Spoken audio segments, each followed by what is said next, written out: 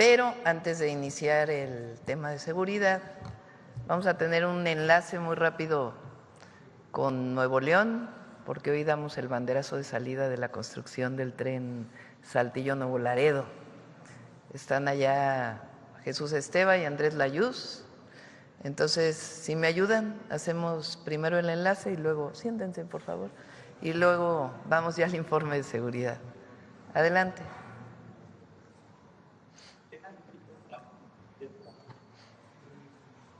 ¿No están? Pues entonces vamos a seguridad. Se quedaron dormidos allá. Bueno, no aquí, allá. Bueno, entonces vamos primero con Marcela. Al cerrar la conferencia, hacemos el enlace entonces. ¿Belmont? ¿Ya están? Ah, bueno, entonces vamos al enlace y luego seguridad. Jesús, buenos días a todos. Buenos. Entonces vamos al enlace y luego Buenos días, Presidenta. Buenos días a todos. Buenos días, Presidenta. Con su permiso, el día de hoy nos da mucho gusto encontrarnos en el municipio de Salinas, Victoria.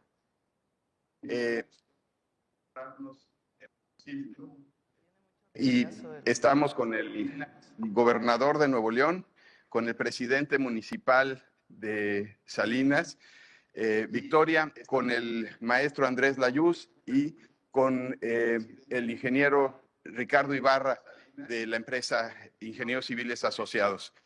El día de hoy, pues estamos dando cumplimiento al compromiso de la construcción del tren del norte que viene de México hasta Nuevo Laredo, son 1,200 kilómetros, y el día de hoy estaremos dando banderazo a el tramo que va de Saltillo a Nuevo Laredo, que son 396 kilómetros. Y aquí cedo la palabra al gobernador de Nuevo León y posteriormente al maestro Andrés Layuz. Muy buenos días, un fuerte abrazo, Presidenta Claudia Sheinbaum, desde Salinas, Victoria, Nuevo León.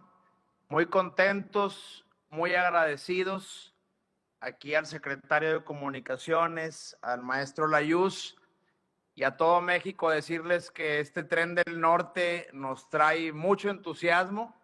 Es un tren que se había esperado por mucho tiempo. Hoy damos el banderazo y me da mucho gusto que hayamos iniciado con el tramo que va de Saltillo a la ciudad de Monterrey y de ciudad de Monterrey a Nuevo Laredo. Cuente con todo el apoyo de la gente de Nuevo León. Este proyecto va a traer muchísimo empleo, muchísima derrama. Vamos a estar trabajando en conjunto porque además va a colindar con proyectos de infraestructura muy importantes del Estado como la línea 4 y 6, y todo este transporte de pasajeros va sin duda a beneficiar la movilidad del Estado de Nuevo León. Muchas gracias por este gran proyecto. Arranca el tren del norte y le doy la palabra al maestro Layuz, quien va a dar los pormenores. Muchas gracias. Buenos días, Presidenta. Buenos días a todos y todos, con su permiso. Voy aquí a hacer una breve explicación de en qué consiste el proyecto. Hay que recordar las características del servicio que vamos a tener en los trenes que iniciaron la construcción este año a partir del compromiso de la Presidenta de la República.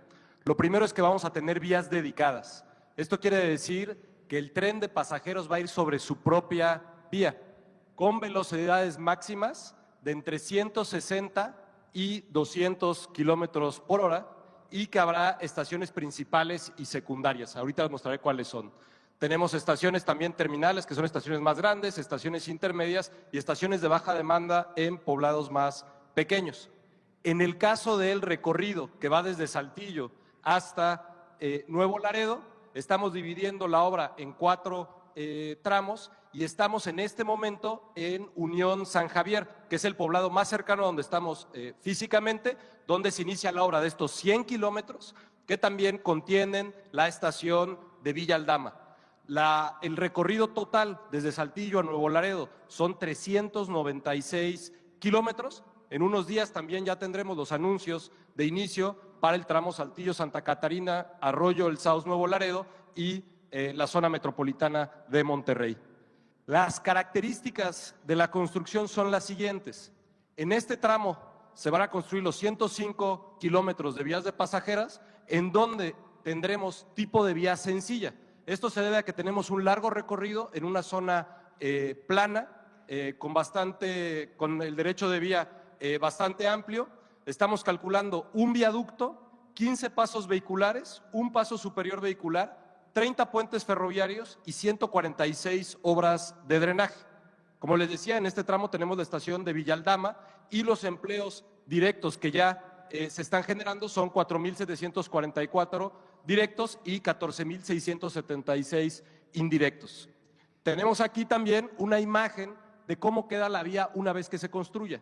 Como saben, estamos usando el derecho de vía existente en la mayor parte del tramo. Tenemos aquí a un lado la vía de carga que está en operación y al lado de esa vía de carga es donde se construirá la vía de pasajeros. Como tenemos una sola vía, también cada 25 kilómetros se construye un ladero de 3 kilómetros que permite el rebase de los trenes, que por su velocidad y demanda permitirá que realmente nunca se encuentren trenes sobre la misma vía. Las estructuras se están considerando, eso sí, con 2 vías, por ejemplo los viaductos, para que después se pueda hacer una expansión futura. Y la empresa ICA, en términos de la estrategia de construcción, lo que hizo es dividir en 4 frentes este tramo de 100 kilómetros. Estamos en este momento en el primer frente de 20 kilómetros, que se va a expandir en un sentido hacia el sur en el viaducto que van a construir, que tenemos aquí las características también del viaducto, y hacia el otro sentido, sobre todo van en terraplén, que es un terraplén de una altura de 1 metro. La demanda estimada que tenemos en este tramo, es decir, la población que va a beneficiar, son alrededor de 7 millones de pasajeros al año. 7 millones de pasajeros que podrán ir de Saltillo a la zona metropolitana de Monterrey, y que es una conexión cotidiana, pero también desde la zona metropolitana de Monterrey a Nuevo Laredo, donde también hay una relación cotidiana, económica y turística entre las poblaciones de Tamaulipas, Nuevo León y Coahuila. Eso es lo que tenemos. Muchas gracias. Gracias, Andrés. ¿Van a hacer banderazo? ¿Van a hacer banderazo, Jesús? Sí, presidenta. Adelante. Si hacemos el conteo, a ver si nos pasan las banderas.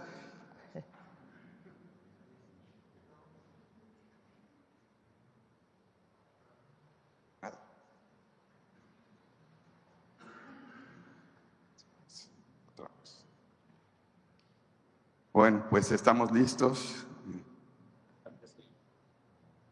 1, 2, 3.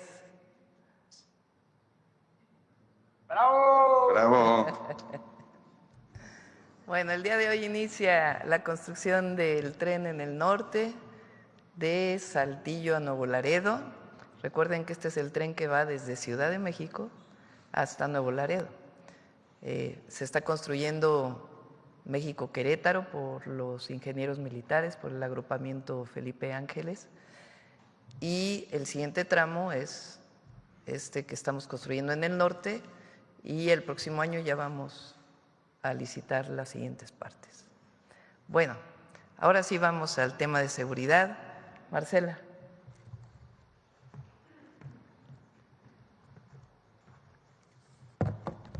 Con su permiso, Presidenta.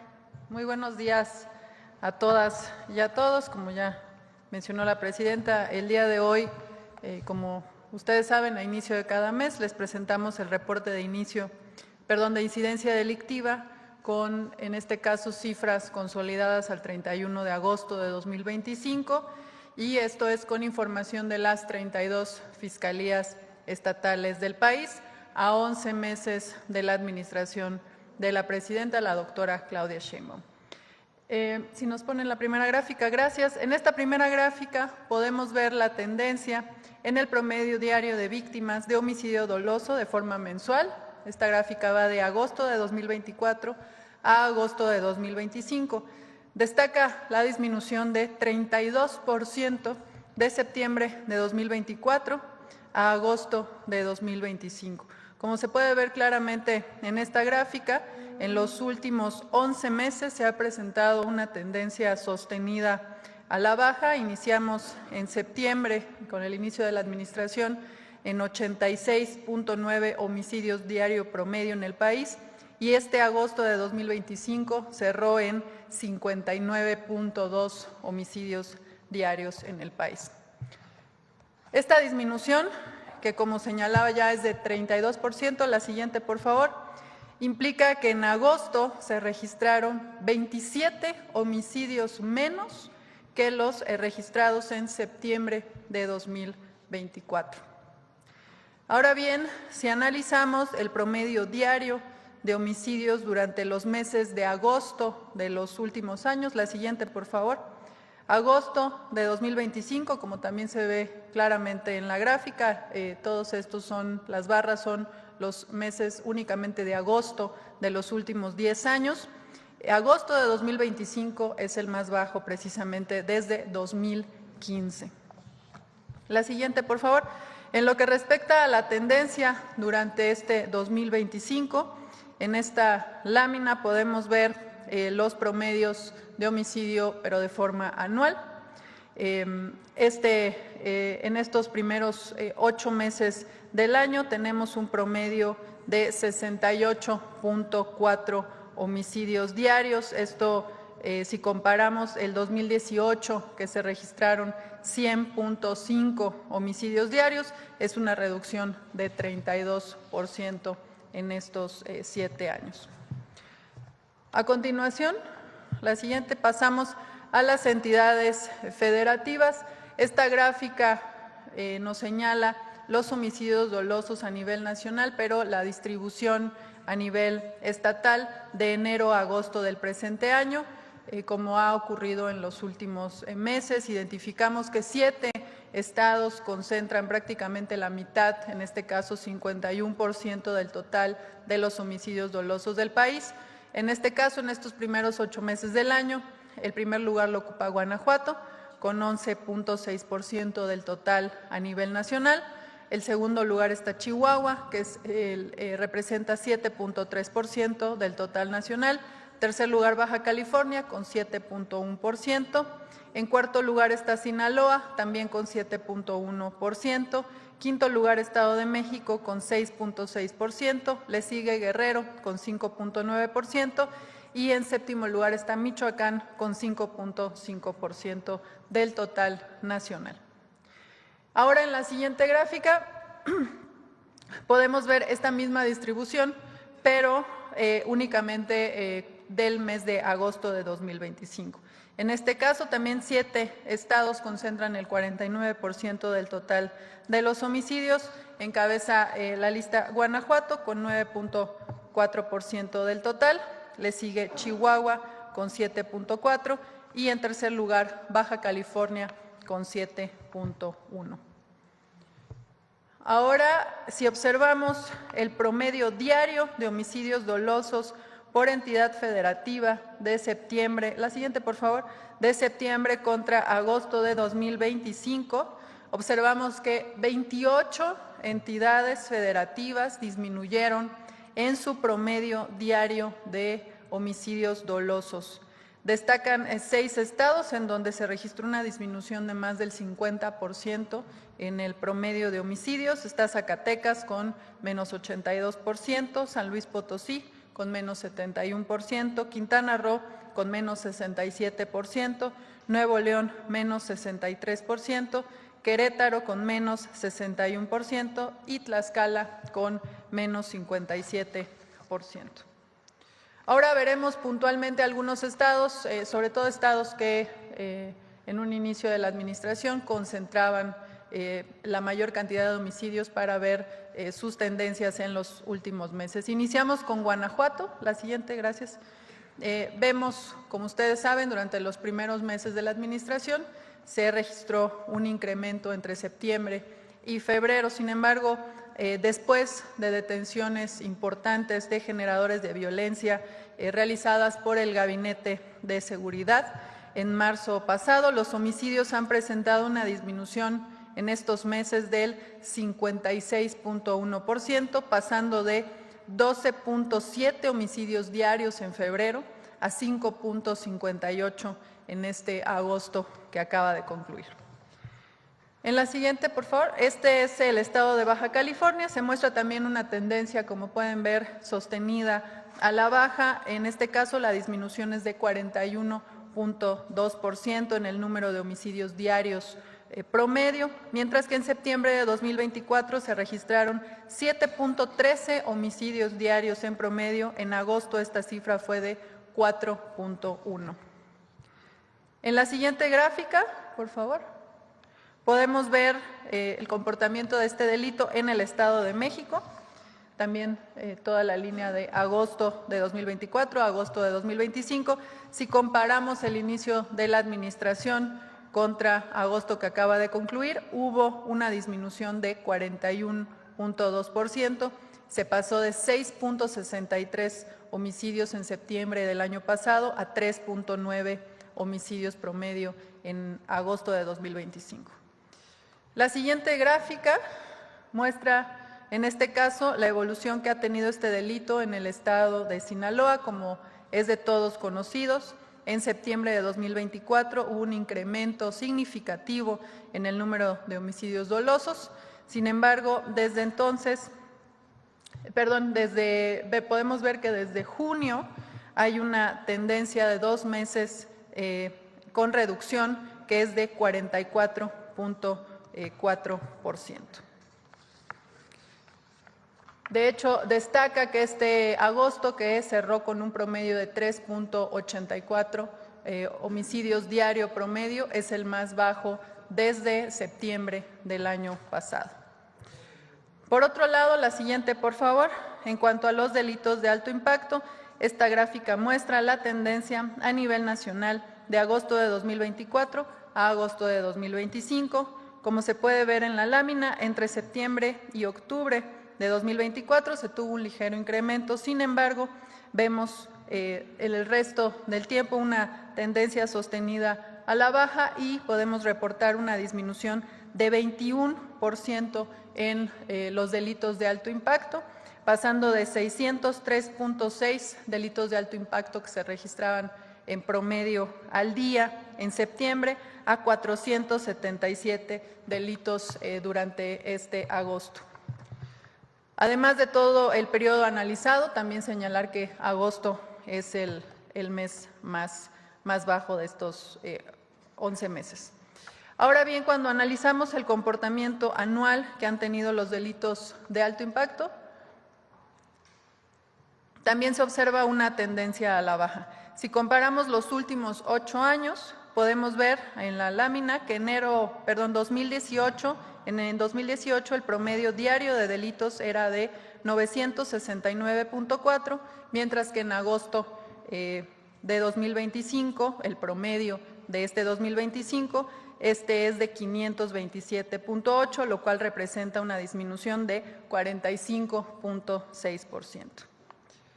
En la siguiente lámina podemos ver los datos ahora de robo de vehículo con violencia a nivel nacional, esto desagregado de forma mensual, también con una tendencia claramente a la baja en los últimos meses. Si comparamos septiembre de 2024, cuando se registraron 134.9 delitos en promedio, contra agosto de 2025, en donde se registraron 93.9 delitos de robo de vehículo con violencia, hay una disminución de 30% en este periodo, en este delito.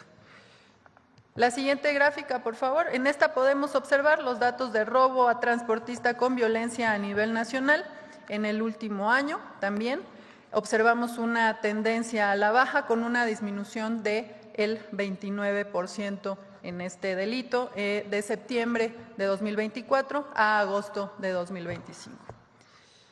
Y finalmente, la siguiente, por favor. En esta les presentamos, como siempre, también una comparación en el comportamiento de los delitos de alto impacto en todo el país, comparando los primeros 8 meses del 2019 contra los primeros 8 meses de este 2025. Vemos prácticamente que todos los delitos tienen una disminución, a excepción de extorsión, que también, como hemos informado en ocasiones anteriores, se debe también a una que se está incentivando la denuncia. Ya el secretario García Harfuch dará información al respecto. En este caso, el feminicidio disminuyó 29.2%, las lesiones dolosas por disparo de arma de fuego disminuyeron 28.7%, el secuestro disminuyó 70% y el total de robos con violencia disminuyó 48.6%. De mi parte es todo en cuanto al informe de incidencia delictiva con corte a agosto de 2025. Como saben, en los próximos días todos estos datos, las bases de datos y desagregados estarán disponibles para su consulta en la página del Secretariado Ejecutivo. Muchas gracias. Permiso, Presidenta. Con su permiso, Presidenta. Muy buenos días tengan todas y todos. Buenos días a mis compañeros y compañeras del Gabinete de Seguridad. Hoy presentaremos los resultados del trabajo coordinado en el eje de atención a las causas de la Estrategia Nacional de Seguridad. Les compartimos que en este periodo tuvimos una amplia participación de la población en las actividades desarrolladas por todas las dependencias e instituciones del Gobierno de México y los gobiernos estatales y municipales. Como ha instruido nuestra presidenta, fomentamos actividades deportivas para contribuir al desarrollo de nuestros jóvenes, su interacción social, integración en sus comunidades y su salud física y mental. En el mes de agosto, 33,177 niñas, niños y adolescentes de todo el país conformaron equipos de fútbol que compitieron en 144 torneos. Felicitamos la participación en este deporte de conjunto que conecta con el mundo y que es otra forma de construir paz y promover la inclusión social. Reconocemos también a la Secretaría del Trabajo y Previsión Social por la realización de 113 ferias de empleo en todo el país durante el mes de agosto. Decirle, Presidenta, que 33,522 personas jóvenes recibieron con entusiasmo la oferta laboral de la iniciativa privada e instituciones públicas como la Guardia Nacional y el Servicio de Protección Federal. Para saber de voz de las familias las necesidades de sus integrantes y su comunidad, continuamos con las visitas casa por casa. A la fecha hemos llegado a más de 167,300 personas.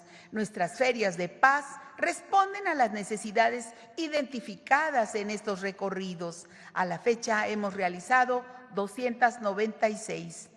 Y dependencias de los 3 órdenes de gobierno, acercamos programas, trámites y servicios a la población, con quien realizamos actividades lúdicas, culturales y deportivas.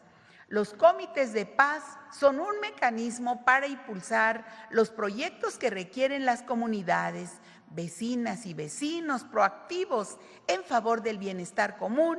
Han conformado 280 comités. Decirle, Presidenta, que ya sumamos 278 espacios recuperados. Cada vez más personas se incorporan a proyectos comunitarios para embellecer sus colonias o barrios, apropiarse de estos y realizar actividades culturales, deportivas, artísticas o de esparcimiento. Con la Secretaría de Desarrollo Agrario, Territorial y Urbano, la SEDATU, se iniciaron 15 proyectos de obras comunitarias en Salamanca, Celaya y León, en Guanajuato, así como en Ciudad Juárez, Chihuahua, y en Cajeme, Sonora. Los comités de vecinas y vecinos eligieron al representante de la comunidad para el seguimiento de los trabajos. Del 30 de agosto al 6 de septiembre, en Chiapas, realizamos acciones en coordinación con la Secretaría de la Defensa Nacional para mejorar las condiciones de vida y recuperar el libre tránsito de las familias de la localidad en frontera Comalapa. Y en coordinación con el gobierno de Chiapas se entregaron víveres en hogares y se difundieron los programas del gobierno de México. Además, se brindaron servicios médicos, cortes de cabello y actividades recreativas para niñas y niños. En el marco del Plan de Justicia para el Pueblo Purépecha, atendemos a las comunidades indígenas de Santa Fe de la Laguna, Huáncito, Pichátaro y San Ángel Surumucapio. Y en consenso con sus representantes comunitarios, acercamos programas y servicios a través de nuestras ferias con respeto a su dignidad, identidad y autonomía.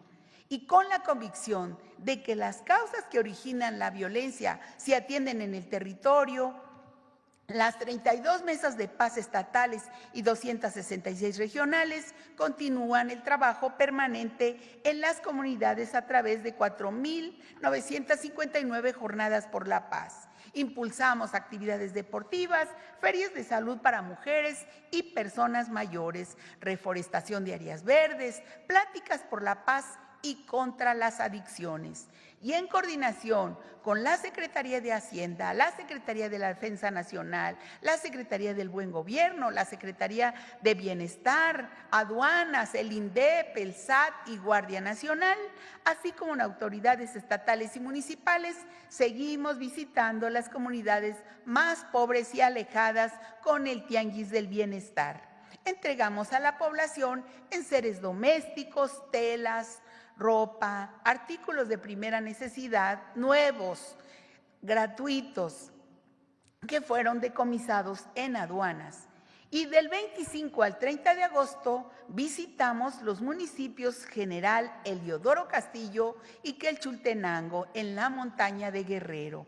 Con este programa se han beneficiado a más de 48,000 familias de 19 municipios y en los estados de Guerrero y Oaxaca, devolviendo lo que por derecho les corresponde.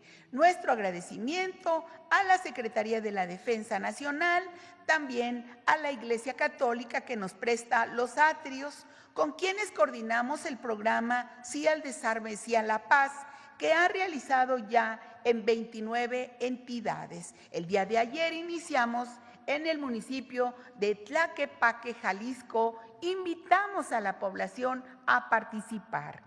Y del 10 de enero a la fecha se han canjeado por dinero en efectivo y de manera totalmente anónima un total de 5,890 armas de fuego, de las cuales 1,760 fueron armas largas, 3,492 armas cortas, 638 granadas, así como cartuchos y cargadores. También promovemos la cultura de paz y la resolución de conflictos a través del diálogo entre niñas, niños y adolescentes con el intercambio de juguetes bélicos por juguetes educativos. A la fecha hemos canjeado más de 5,000 objetos. Con los esfuerzos coordinados de las dependencias de los 3 órdenes de gobierno, ha sido posible brindar 3,454,000 atenciones a 2,240,000 personas. Nuestro agradecimiento a todas las secretarías, dependencias federales, estatales y municipales por su contribución. Y como lo ha señalado nuestra presidenta, vamos bien y vamos a ir mejor. Seguiremos trabajando en beneficio de todas y todos. Muchas gracias por su atención y gracias que nos permiten servirles. Gracias.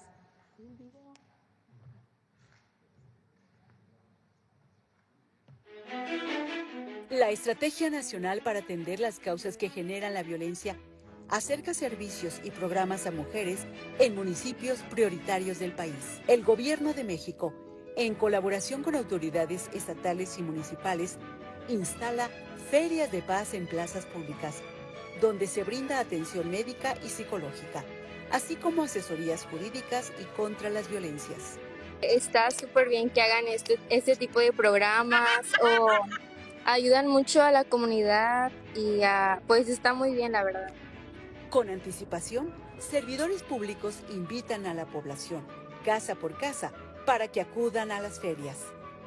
Bajo la coordinación de la Secretaría de Gobernación, 37 dependencias federales informan sobre programas de bienestar, educación, fomento y capacitación para el empleo a mujeres y hombres. También se promueve una sana convivencia entre los habitantes de las comunidades a través de activaciones físicas, pláticas para una vida libre de adicciones, eventos culturales, lúdicos y literarios, así como torneos deportivos. Como parte de la estrategia, se desarrollan jornadas por la paz, en donde se imparten pláticas y talleres, entre otras actividades. La ciudadanía, junto con autoridades, se reúnen en comités de paz y asambleas vecinales para acordar obras de mejoramiento urbano, entre estas, senderos de paz. Muy bien, porque este parque estaba muy abandonado y ahorita este parque ya quedó limpio. Sí, que sigan impartiendo estos programas porque es para la mejoría de toda nuestra comunidad. Con Sí al Desarme, Sí a la Paz, se colocan carpas en atrios de iglesias para el intercambio voluntario y anónimo de armas de fuego a cambio de dinero en efectivo. Y los niños y las niñas canjean juguetes bélicos por educativos. Por eso, atender las causas es hablar de derechos para todas y todos, con énfasis en la justicia para las mujeres. Les animo a atender las causas que generan la violencia, en todos lados, en las familias, en la comunidad, en las colonias, en nuestro país entero. Abrazar la bandera de la paz, no solo con las manos, sino con los actos. A educar para la convivencia, a sembrar esperanza.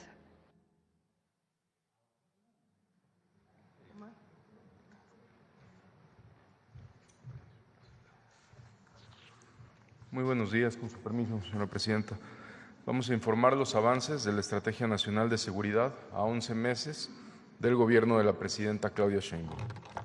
En esta administración, la presidenta ha impulsado acciones para mejorar la coordinación entre las instituciones que conforman el Gabinete de Seguridad y los estados de la República, con el fin de ser más eficientes, reducir la criminalidad y combatir la impunidad. El trabajo conjunto de la Secretaría de la Defensa Nacional, de la Secretaría de Marina, la Secretaría de Seguridad y Protección Ciudadana, Fiscalía General de la República, Secretaría de Gobernación, Guardia Nacional y el Centro Nacional de Inteligencia han permitido desarticular redes criminales, detener objetivos prioritarios, ejecutar órdenes judiciales, además de afectar las estructuras financieras de grupos delictivos con los aseguramientos realizados. En las últimas 2 semanas se han detenido a 1.600 personas por delitos de alto impacto. Se aseguraron 552 armas de fuego y más de 5 toneladas de drogas. Se inhabilitaron 53 laboratorios para la producción de metanfetaminas. Asimismo, del 1 de octubre del 2024 al 8 de septiembre del 2025, más de 32.400 personas han sido detenidas por delitos de alto impacto. Más de 16.000 armas de fuego y 245 toneladas de droga, entre ellas más de 3.600.000 pastillas de fentanilo. En 22 estados de la República, el Ejército y la Marina han inhabilitado 1.400 laboratorios dedicados a la producción de metanfetamina. Con esto se ha evitado que millones de dosis de droga lleguen a las calles y que cientos de millones de pesos lleguen al crimen organizado. Con esto se detiene el ingreso para evitar la corrupción, la compra de más armas e impedir el reclutamiento de jóvenes. En lo que va de la administración, se han asegurado también alrededor de 47 toneladas de cocaína en alto mar por parte de la Secretaría de Marina. Estas acciones han tenido un efecto directo en la reducción de la violencia, reflejado en un descenso del 32% en los homicidios dolosos, como ya lo dijo la maestra Marcela Figueroa. En los últimos 15 días fueron detenidos operadores de organizaciones delictivas y personas vinculadas con homicidio, tráfico de droga, extorsión, cobro de piso, corrupción y contrabando de combustible. En representación del Gabinete de Seguridad, voy a señalar algunos de los casos más relevantes de los últimos 15 días. En 2 acciones realizadas en Ciudad Juárez, Chihuahua, fueron detenidos 2 integrantes de Cártel del Pacífico con 2 kilos de fentanilo en pastillas y 1 kilo de cocaína. Además, se detuvo un hombre de nacionalidad estadounidense en posesión de 8 armas de fuego, cargadores y cientos de cartuchos, así como un vehículo. Gracias a la colaboración de Defensa, Marina, Fiscalía General de la República, Secretaría de Seguridad, con la Secretaría de Seguridad Pública y Fiscalía General de Justicia del Estado de México, se realizaron operativos conjuntos en los municipios de Ecatepec, Tecámac, Coacalco y Melchor Ocampo, donde fueron detenidas 23 personas relacionadas con grupos delictivos que operan en la entidad, a quienes se les aseguró armamento y dosis de droga.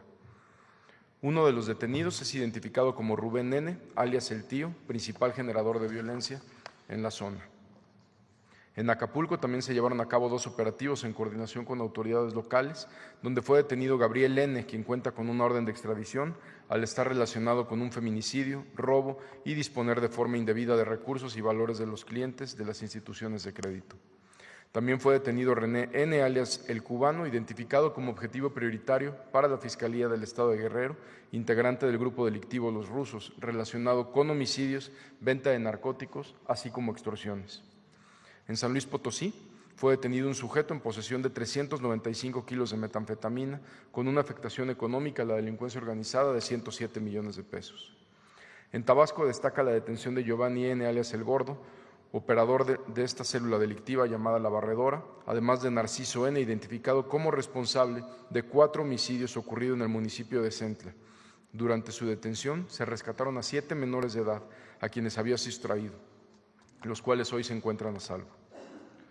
Resultado del reforzamiento a la seguridad en el estado de Sinaloa, en el último mes fueron detenidas 95 personas, 292 armas de fuego, 109,000 cartuchos y más de 27 toneladas de droga, entre ellas 72 kilos y cerca de 83,000 pastillas de fentanilo. También se desmantelaron en Sinaloa 8 laboratorios para la elaboración de metanfetaminas. Entre las acciones realizadas en los últimos 15 días en esta entidad, destacan 2 operativos a cargo del Ejército y de Guardia Nacional en Culiacán, donde fueron detenidas 8 personas responsables de una agresión a las autoridades, entre ellas Leonel N., a quienes se le relaciona con un grupo delictivo. En estas acciones se aseguraron 40 armas largas, incluyendo un fusil Barrett y una ametralladora, más de 2,000 cartuchos, equipo táctico, cargadores, 150 kilos de metanfetamina y 80 litros de metanfetamina líquida. En operativos realizados en Mazatlán y Culiacán, fueron también detenidas otras 12 personas vinculadas con diferentes facciones en disputa en la entidad. Se aseguraron también 12 armas largas, 5 armas cortas, cargadores y cartuchos. Como parte de la política de cero tolerancia a la corrupción instruida por la presidenta Claudia Sheinbaum y resultado de trabajos de investigación del Gabinete de Seguridad, tras el aseguramiento de 10 millones de litros de diésel en Tampico, Tamaulipas, en el mes de marzo, fueron detenidas en la Ciudad de México, Nuevo León, Tamaulipas y Veracruz 15 personas, entre las que se encontraban empresarios y algunos servidores públicos relacionadas con el mercado ilícito de combustible, como se informó el domingo en conferencia de prensa. La investigación sigue en curso para detener a todos los involucrados en este delito y no habrá impunidad. Reconocemos el trabajo comprometido que ha realizado por muchos años los hombres y las mujeres de la Secretaría de Marina para brindar seguridad a nuestro país y reiteramos que el actuar aislado de unos cuantos no representa el actuar de la institución, como los mismos resultados antes mencionados lo reflejan. Asimismo, como parte de las acciones para combatir el robo de hidrocarburo, se realizaron cateos y despliegues operativos en los últimos 15 días en Querétaro, Sonora y Tabasco, donde se aseguraron 441,000 litros de hidrocarburo, así como 21 tractocamiones, 7 vehículos, 3 autotanques, 8 cisternas, 15 bombas y un montacargas, además de la detención de personas vinculadas con estos hechos. El 6 de julio, por instrucciones de la presidenta Claudia Sheinbaum, se implementó la Estrategia Nacional contra la Extorsión. Se recibieron 43,682 llamadas de extorsión al número telefónico 089. El 72%, es decir, 31,411 llamadas, fueron extorsiones no consumadas, gracias al acompañamiento en tiempo real de los operadores. 8,000 fueron denuncias de números que intentaron extorsionar y el 10%, es decir, 4,263 llamadas, fueron para reportar extorsiones consumadas, que aportaron datos suficientes para iniciar una carpeta de investigación. Gracias a la población que confió en realizar su denuncia en el 089, se iniciaron 1,436 carpetas de investigación por las fiscalías en los estados. La coordinación entre las autoridades del Gabinete de Seguridad y los estados de la República ha permitido detener a 239 personas por el delito de extorsión en 19 entidades federativas, en el periodo del 6 de julio al 3 de septiembre. Entre las acciones más recientes en estos 15 días relacionadas con este delito, destacan las siguientes. En Acapulco, Guerrero, personal de la Secretaría de Seguridad y la Secretaría de Seguridad y Protección Ciudadana detuvo a 2 personas vinculadas con homicidio y cobro de piso a comerciantes. En Chalco, Estado de México, elementos del Ejército localizaron a un menor de edad que fue víctima de secuestro virtual y evitaron que se realizara el pago por el presunto secuestro. En Puebla, elementos de la Fiscalía General de la República detuvieron a Julio N., líder de una célula delictiva relacionada con extorsiones, agresiones armadas, ejecuciones, narcomenudeo y colocación de mantas para intimidar a integrantes de grupos rivales. Muchas gracias.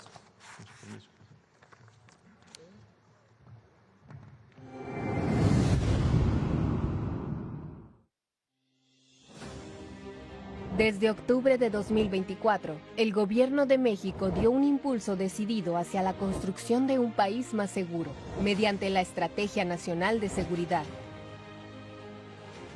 Hoy, con la ejecución de sus 4 ejes, se han conseguido resultados históricos que sientan las bases para el desarrollo de un México más próspero.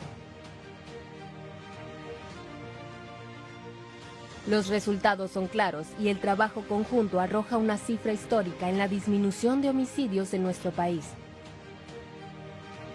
ya que de septiembre de 2024 a agosto de 2025, los homicidios dolosos disminuyeron 32%, lo que significa 27 víctimas menos de homicidios diarios. El mes de agosto de este año es el mes de agosto con el menor número de homicidios desde el año 2015. Además, se presentaron disminuciones muy relevantes en los homicidios dolosos, en entidades como Guanajuato, de febrero a agosto de 2025 en un 56%. En Baja California, de agosto de 2024 a agosto de este año, con un 41%. Y en el Estado de México, en el mismo periodo del 41.2%. También en Sinaloa, de junio a agosto de este año, se redujo en un 44%. Esto se traduce en mayor confianza y tranquilidad de las personas. Pero más aún, la seguridad también fortalece la confianza internacional en México. Uno de los datos en donde se ve reflejada esta tendencia es la ocupación hotelera, la que tuvo un incremento de casi 1 millón de turistas nacionales e internacionales en el periodo vacacional del 14 de julio al 31 de agosto de 2025, con respecto al mismo periodo del año anterior. En el mismo periodo vacacional, la derrama económica que generó el turismo es evidencia de la convicción, gusto y seguridad que tienen los extranjeros por visitar México, la cual llegó a 829,000 millones de pesos, con un incremento del 6.3% respecto al verano 2024. Desde el inicio de la administración, otra de las premisas de la Presidenta de México ha sido la seguridad en carreteras, por lo que se implementó la estrategia BALAM para garantizar la protección al transporte y fortalecer el desarrollo económico del país. Además, se dio un impulso con la estrategia Cero Robos al Autotransporte, puesta en marcha a partir del 9 de julio de 2025, obteniendo de manera conjunta los siguientes resultados: 306 detenidos y 1.502 vehículos recuperados. Estas dos estrategias han logrado condiciones más seguras para el autotransporte en las carreteras de México, que ha permitido una reducción de los robos en los tramos México-Querétaro en un 50%, México-Puebla en 54% y Mazatlán-Culiacán en 27%. El combate a la corrupción y la impunidad es piedra angular para el Gobierno de la República. La semana pasada se llevó a cabo un operativo histórico contra el mercado ilícito de combustible. A partir del aseguramiento de 10 millones de litros de diésel en marzo de este año en el puerto de Tampico, se desarrollaron labores de investigación con la colaboración de todas las áreas tácticas y de inteligencia del Gabinete de Seguridad. lo que permitió desarticular una compleja estructura criminal que operaba mediante el uso de documentación apócrifa para facilitar el traslado de combustible, en la que estaban implicados empresarios, empresas de transporte, agencias aduanales y algunos servidores públicos. Como resultado, mediante operativos coordinados en Nuevo León, Tamaulipas, Veracruz y la Ciudad de México, se ejecutaron órdenes de aprehensión contra 14 personas involucradas. Estos resultados son patente del firme compromiso del Gobierno de México con la seguridad y el bienestar de la población. Con acciones coordinadas y la participación de la sociedad, nuestro país avanza con pasos firmes hacia un futuro en paz, con más oportunidades y esperanza para todas y todos.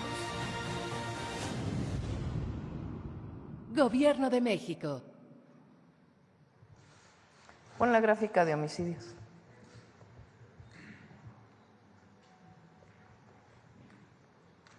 De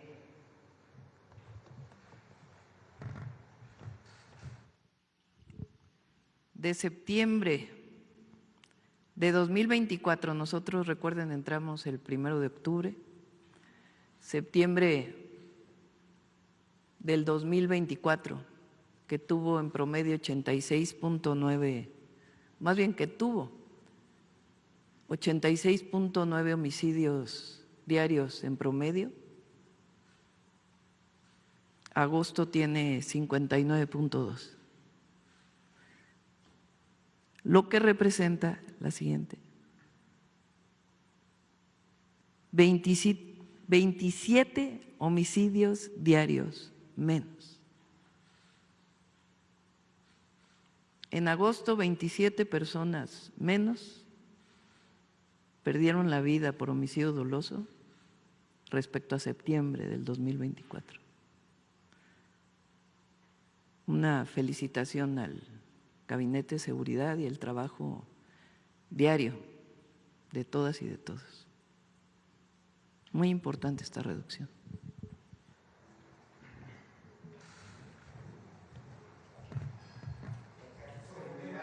Adelante, vamos. A ver, ayer te quedaste, Arturo. Gracias, presidenta. Arturo Páramo, Grupo Imagen. Quisiera preguntar acerca de lo que sucedió ayer con el suicidio, al parecer, de un integrante de la Marina involucrado con el caso del huachicoleo que se dio a conocer el fin de semana. No sé si el señor fiscal ya tenga algún conocimiento de este caso, nos puede hacer algún comentario acerca de lo que, no sé, de las primeras indagatorias de este caso, y también, pues, insistir lo que desde el domingo se ha dicho, de que desde la administración pasada se tenían ya indicios, datos, pruebas de este caso y se tardaron más de 2 años, aproximadamente 2 años, en dar los resultados que se anunciaron el fin de semana pasado. Si nos pudiera comentar, fiscal, ayer la presidenta nos decía que tenía que estar bien fincadas las denuncias, las pruebas, para que no hubiera ningún pues obstáculo para obtener las órdenes de aprehensión y poder hacer las detenciones. Si nos puede comentar cómo fue todo este proceso durante este tiempo. Antes de darle la palabra al fiscal, sí. Primero lamentamos mucho la muerte de este marino, nuestro apoyo y solidaridad a la familia. No hay certeza de que él estuvo involucrado en este proceso. Entonces, pues vienen las investigaciones, pero primero nuestra solidaridad a la Marina y a la Armada de México y, por supuesto, a los familiares. Segundo, y es muy importante, esta investigación surge además de las denuncias que había antes, que ahora nos puede comentar el fiscal, de que se encontró un buque. ¿En qué mes fue, Omar? En marzo. En Altamira, ¿no? En Tampico. Un buque, ayer lo expliqué, que presuntamente, digo presuntamente porque eso es lo que decían los papeles, venía con un compuesto químico que tenía un permiso temporal de importación. Cuando se hace el análisis de lo que tiene el buque, se encuentra que es diésel.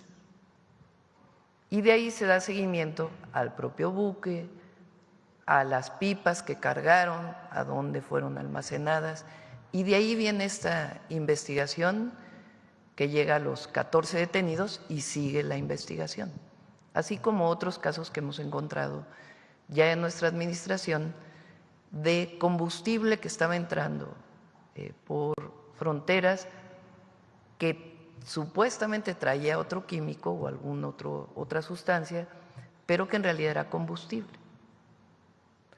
Eso por un lado, y de ahí las investigaciones y el fiscal puede comentar más. Entonces fue en marzo que se encuentra este buque y de ahí vienen todas las investigaciones. Algo muy importante que ayer no comenté: la Marina Armada de México es una gran institución. Las Fuerzas Armadas son grandes instituciones del Estado mexicano y la Marina es una gran institución reconocida por el pueblo de México como la que tiene mayor reconocimiento, muy cerca la Secretaría de la Defensa Nacional. El que haya 1, 2 o 3 elementos que hayan estado involucrados en un lamentable hecho como este, habla bien de la institución, que la propia institución haya participado en la investigación, colaborando con la Fiscalía para llegar a las últimas consecuencias. Y sigue la investigación. Esto es muy importante, muy importante. Primero porque habla de la integridad del almirante Morales y su trabajo. Segundo, porque nosotros no acusamos a nadie que no esté dentro de las líneas de investigación, sino sencillamente donde hay pruebas. Y tercero, aunque es un hecho lamentable, fortalece a la institución. Fortalece a la institución, a la Marina. Eso no lo comenté ayer, pero es algo muy importante, porque cero impunidad a la corrupción y a los delitos, pues tiene que ver con esto, con que ahí donde se encuentra que hay un problema, ahí se actúa. Entonces, mi reconocimiento a toda la Marina, a la Secretaría de Marina, a la Armada de México, por supuesto, a las Fuerzas Armadas, y este caso pues muestra de elementos que se corrompieron y que una vez que se descubre a partir de las investigaciones que hay que estaban involucrados, se actúa con cero impunidad. Esto es fundamental en nuestro país y también el reconocimiento a todas y todos los que conforman la Secretaría de Marina. Adelante, fiscal. Buenos días. El primer tema, ¿cuál es? El primer tema, si ya nos puede dar alguna información del caso de la persona que ayer se quitó la vida, al parecer se quitó la vida. Ese es un hecho que no es un delito federal, es una situación totalmente de orden personal a la que debemos de tener un gran respeto. Estamos esperando la información de lo que ocurrió. Debo decirle que esa persona no estaba vinculada con ninguno de los casos que estamos llevando. Entonces es un asunto de otra naturaleza. La segunda, insistir un poco en lo de que ya adelantaba el domingo. Desde el momento en que se dieron los primeros indicios, las primeras pruebas por parte de la Secretaría de Marina en la administración anterior, hasta el momento en que se anuncian las detenciones, ¿cuál fue el proceso? Para los que tal vez no somos doctos en esto, pareciera mucho tiempo.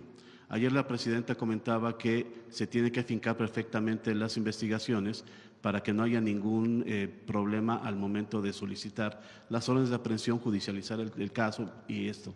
Si nos puede dar un poquito más de detalles sobre este periodo, por favor. ¿Se acuerda usted que lo platicamos el domingo? En esto debemos de manejarlo con una gran claridad. En el año de 2024, el entonces secretario de Marina se acercó a la Fiscalía de la República para presentar una serie de denuncias sobre problemas de corrupción, enriquecimiento ilícito, lavado de dinero. Se abrieron las investigaciones.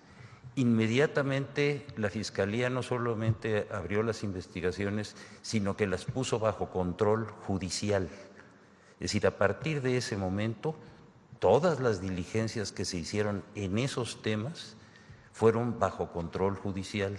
Se le dio, porque era el tipo de delitos, inmediatamente vista a la UIF, al SAT, a Hacienda, y se empezó a armar toda una investigación sobre ese tipo de delitos. Y va a seguir adelante y ha seguido. Coincidentemente con eso, en el mes de marzo, se llevaron a cabo 2 acciones en las que estuvo fundamentalmente la Secretaría de Seguridad y la Fiscalía, tanto en Ensenada como en Altamira, donde se encontraron depósitos enormes de combustible que no habían sido declarados. Asunto que aparentemente podía parecer distinto del otro que se estaba llevando. Cuando juntamos toda la información, se dio el vínculo. Y al darse ese vínculo, nosotros de inmediato fuimos ante los jueces y les pedimos las órdenes de aprehensión. Las órdenes de aprehensión se dieron no solamente por todo lo que habíamos investigado en materia de corrupción, sino por estos hechos nuevos que estaban vinculados. De esa manera se obtuvieron las primeras órdenes. Todas esas personas, ya prácticamente salvo 2 que estaban fuera del país, están detenidos. Y hoy en la madrugada nos dieron la vinculación a proceso de todos ellos.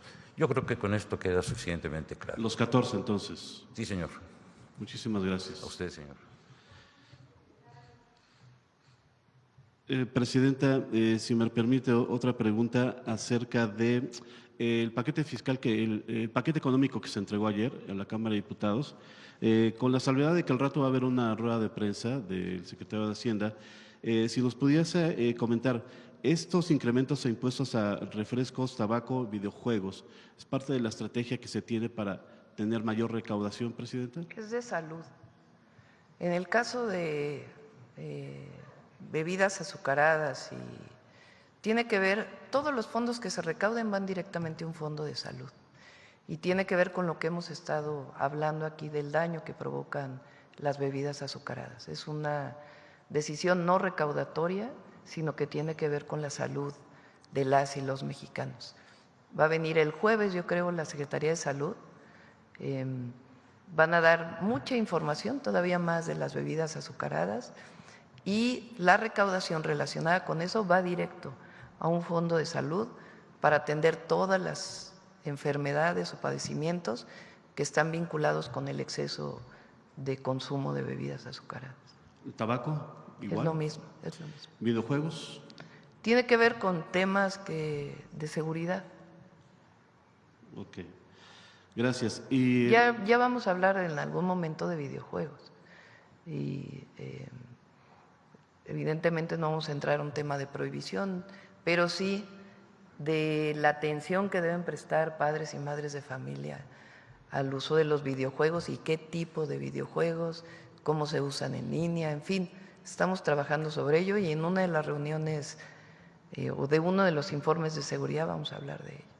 Gracias. Por último, de mi parte, hay un tema que pues creo que todos hemos visto, los que acudimos aquí al centro histórico. Es el desbordamiento del comercio, Presidenta. En los últimos días, sobre todo en el Zócalo, en el mismo Zócalo, en las calles que tenemos aquí a los lados, la calle Peatonal Madero, todas las calles del centro histórico han tenido un fenómeno de incremento del comercio informal. Parecería un tema local que podría tratarse en el edificio de enfrente, pero usted lo conoce muy bien. El centro histórico es una zona patrimonial declarada por la UNESCO junto con Xochimilco como Patrimonio de la Humanidad. Esa declaratoria está sujeta al cuidado de esta zona patrimonial. En un trabajo que hicimos en imagen en Excelsior, van 14,000 los comerciantes que se estima que están en el centro histórico. ¿Qué se puede hacer, Presidenta, para que pues, esta zona que es patrimonial se siga conservando, se respete el derecho al trabajo de la gente, pero que todos estos espacios que hemos visto que están invadidos puedan quedar libres para lo que son, para el disfrute de la gente? Vamos a pasarle el tema a la jefa de gobierno. Le corresponde a la jefa de gobierno el cuidado del centro histórico. El comercio en vía pública pues tiene que respetar también el paseo peatonal. Tiene que haber espacio para unos, para otros. Hay acuerdos que se tomaron históricamente con distintos grupos de los vendedores en vía pública.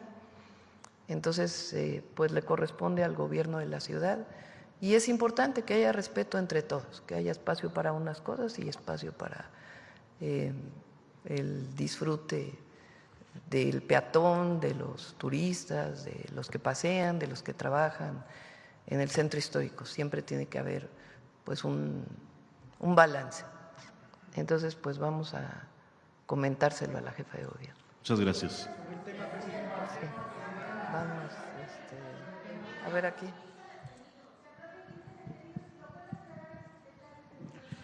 Si son 14 o 15 detenidos.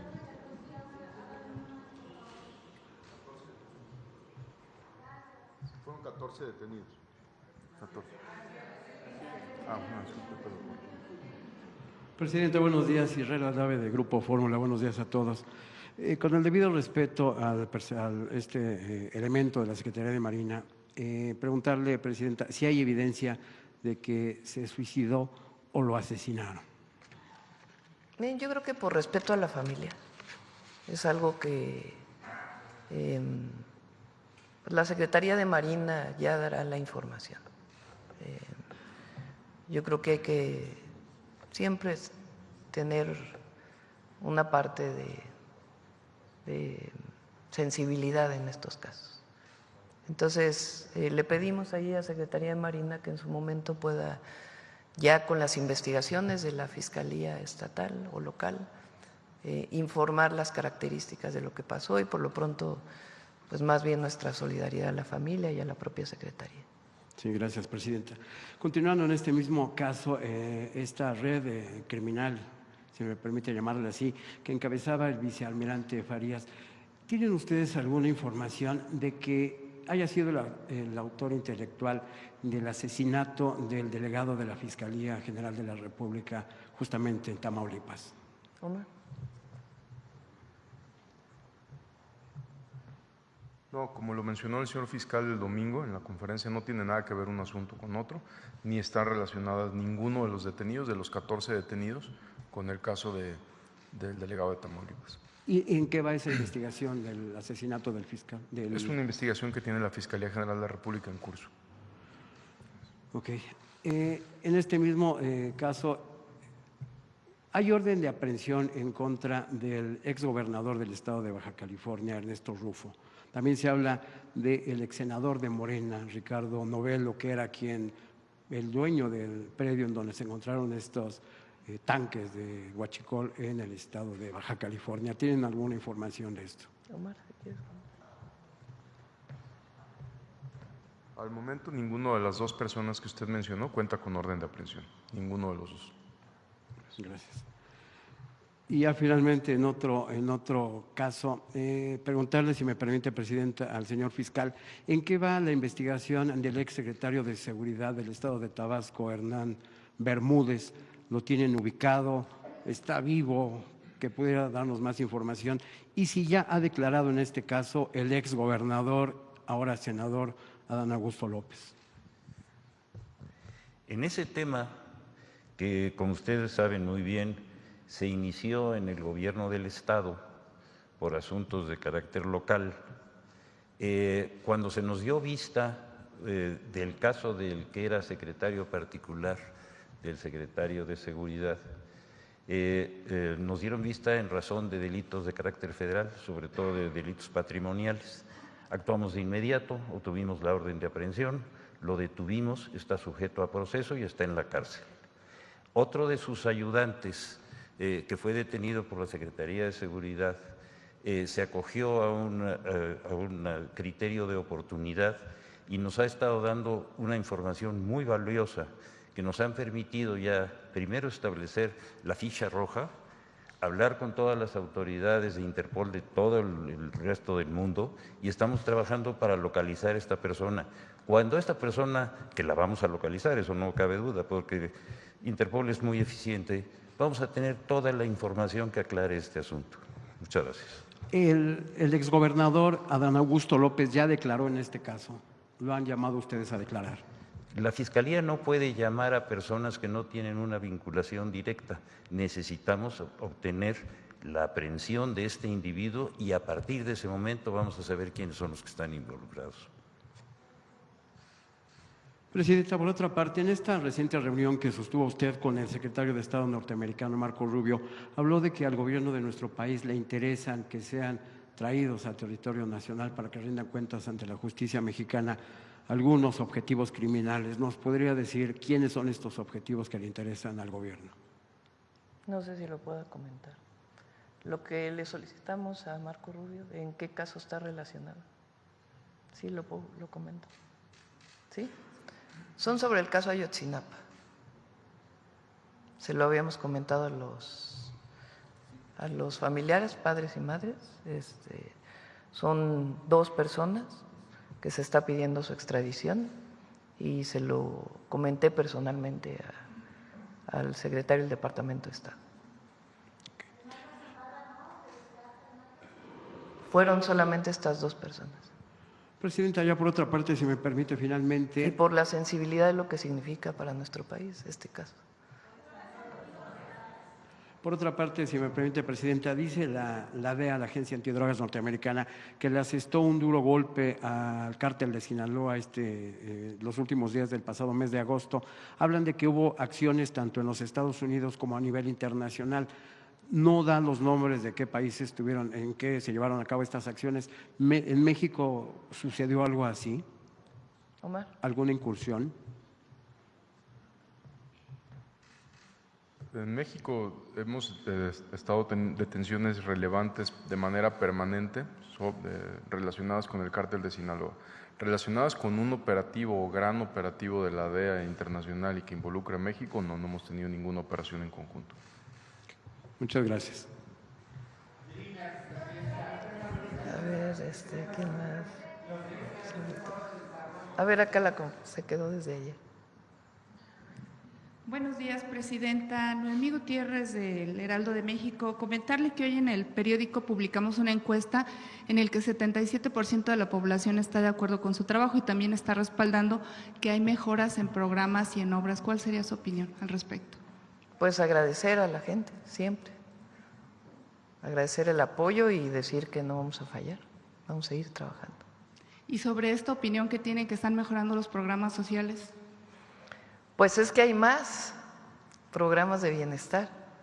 Ahora que si se le pregunta a la gente cuáles son los programas de bienestar que reconocen, en primer lugar, pensión adulto mayor y el segundo ahora es becas, porque recuerden que tenemos la beca Rita Cetina para todos los adolescentes de secundaria y vamos a ir a primaria el próximo año, poco a poco, de manera gradual.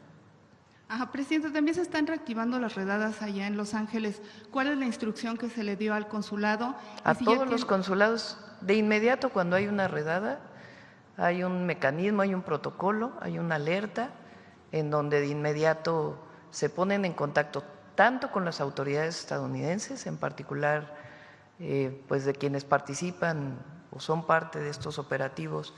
¿Qué quiere decir exactamente ICE? ICE, a ver si me ayudan con la traducción, con ICE, con CBP, que son el nombre en inglés de estas 2 instituciones, que son quienes realizan estas acciones que consideramos nosotros injustas. De inmediato los consulados en el lugar donde ocurre tienen un protocolo, hablan primero con ellos, informa a la Embajada de México en Estados Unidos, de igual manera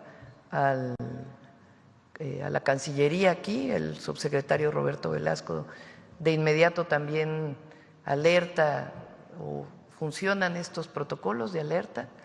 De inmediato se ponen en contacto con las autoridades para ver si hay mexicanas y mexicanos y de inmediato se va a los centros de detención para poder entrar en contacto con ellos, que sepan que el consulado está ahí y si lo desean poder utilizar los apoyos del consulado. Ajá, presidente, y también ahí mexicanos en Chicago estaban anunciando que a lo mejor se cancelaban los festejos patrios. ¿Cuál sería su llamado a la comunidad mexicana en Estados Unidos ante este temor de redadas sobre esta celebración que es muy mexicana? Bueno, son decisiones que tienen que tomar ellos. Vamos a ver la Cancillería, en particular en Chicago, qué es lo que nos plantea. Algunos han planteado que no se realice. Yo pienso que si se hace de manera pacífica, relacionado con la independencia, pues no tendría problema. Pero vamos a ver cuál es la opinión de Cancillería para no cometer algún error. Muchas gracias. Sí, bueno, a ver seguridad aquí. Luego vamos para acá. Buenos días, presidenta. Elia Cruz de La Hoguera. Solamente para la precisión de los personajes que está o que le pidió a Marco Rubio directamente la extradición, ¿podrían darnos los nombres? ¿Es factible dar los nombres o mejor no? Sí. ¿No? ¿Se crecía? ¿No? Por eso hasta pregunté si podía decir sobre qué caso se relacionaba, porque es importante por el proceso. En el tema de esta red de corrupción de Huachicol Fiscal, presidenta, hay unas versiones que indican que la propia Secretaría de Marina habría iniciado la investigación hace 2 años, que fueron quienes, el almirante secretario, el que se habría dado cuenta de esta situación y por eso inició la investigación y después de eso ya daría vista a la Fiscalía. Quisiera preguntarle al almirante secretario si esto es así, porque también indican que esta investigación continúa de forma interna. No sé si quiera contestar algo, almirante.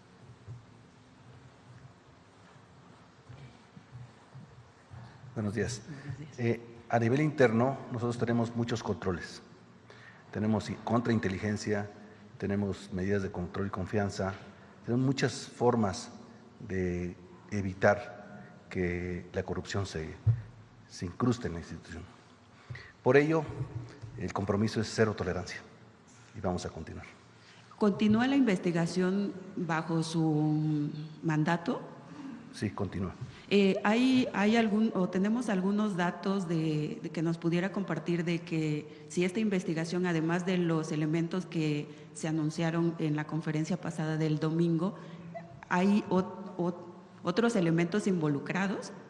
Por el momento no podemos dar información tan detallada, pero estamos colaborando con la Fiscalía General de la República.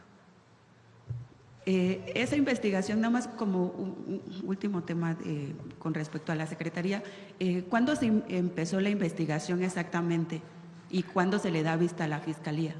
Bueno, la Fiscalía trae la investigación desde hace más tiempo atrás y nosotros la retomamos con mayor intensidad a partir del aseguramiento del buque en marzo. Gracias.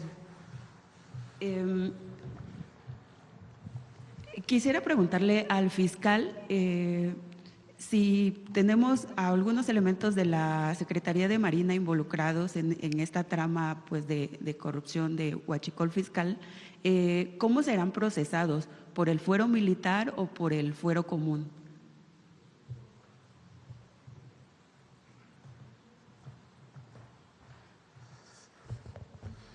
Los procesos son procesos de carácter federal que no están vinculados directamente con la función específica de las Fuerzas Armadas en sus tareas internas.